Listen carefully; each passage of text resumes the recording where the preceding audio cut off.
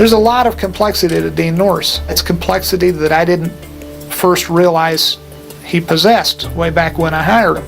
And you say to yourself, I've got to kind of use this. There's more to this man. There must be more to this character, therefore. And he really is the other half of this equation that needs resolution, that needs solving. I mean, that's an inevitability when you think about it, that Walter White, who gets the idea in that first episode of cooking crystal meth from his DEA agent brother-in-law. Hank, how much money is that? It's about $700,000. It's a pretty good haul.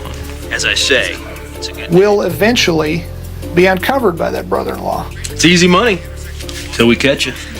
Hank's journey has been really fun because it's been something that certainly in TV you don't get to do.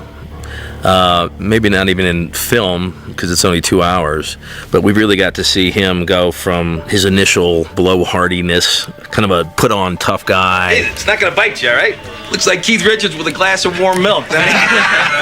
To almost the opposite when he basically got PTSD and was just much of the time. And then he gets shot. Breaking Bad moves equally well amongst like operatic moments, but we also then have really the small moments as well. I think the show does very well. I swear to God, Marie, I think the universe is trying to tell me something, and I'm finally ready to listen. One of my favorite all-time lines, like Tom Schnauz wrote that episode where he says to Marie that he's not the man that he thought he was. I'm just not the man I thought I was. So many of my most important moments have always been with Betsy. I always tear up. Just to say those words for that guy, I thought was just a really emotionally honest scene. I just love playing opposite Dean Norris. One of my favorite things about Dean as an actor is that he has just a foul mouth on set, and I feel that his potty mouth just allows me a certain freedom that whatever I say, I don't have to worry if someone thinks it's bad, because Dean will always say something worse. And that way he has my back. Can you sleep? Actually, yes, Marie, this is me sleeping. What's it look like? You may not know this, but like for my meetings for like the job after this, I do insist that he play my husband on whatever network, whatever show it is. Looks like you're looking at a rock at 2:24 in the morning. This is not a rock. This is a mineral for like the 10th time. The hardest thing about playing Hank was going through those almost 2 seasons of being really depressed, and he didn't really have much to do. And from an acting point of view, it was challenging to me because you can only wear a mask for so long, where then you start to kind of feel it yourself, you know. And this season, there's a lot more for Hank to do. This here's a buyer's market. I got 8 other assholes just like you, 4 of them within 100 feet from here. I also got Dan, the douchebag lawyer, who's going to give me the money and Ermintrout. So settle in, Dennis. Enjoy your new home. I'm going to rattle some cages. Hank feels like he is nipping at the heels of Heisenberg, and he's been promoted. He's the big boss at the Albuquerque office of the DEA. Yeah. I want it. Congratulations. Thank you. And yet, as good a detective as Agent Hank Shrader is, there are certain blind spots that we all possess, no matter how smart, how astute we may be. Hey man, look at the sad sack I found moping around the lobby. Hey. Oh, hey there, Walt. How you doing, buddy? Knowing Hank as well as he does, Walt decides to manipulate him into a position that's uncomfortable. Skyler doesn't love me anymore.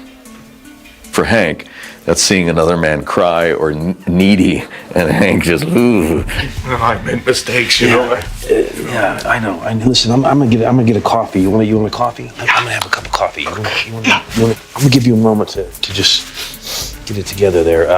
So that's where Walt goes and gets him out enough to be able to plant the bug. Hank's thought about his brother, who he's known for 20 years, as a certain type of person, you know.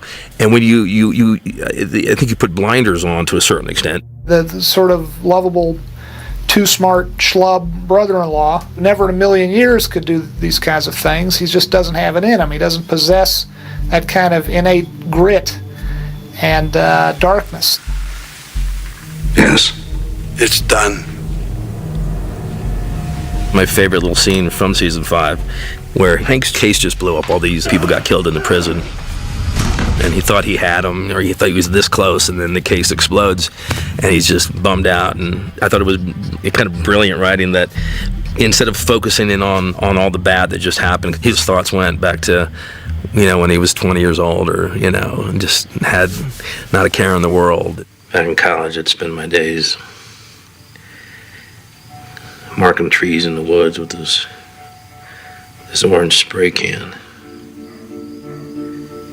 Marking trees.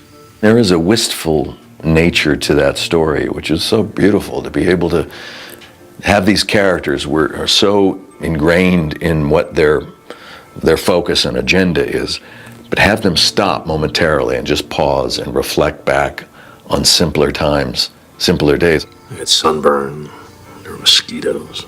Just wanted to make a few bucks, buy beer.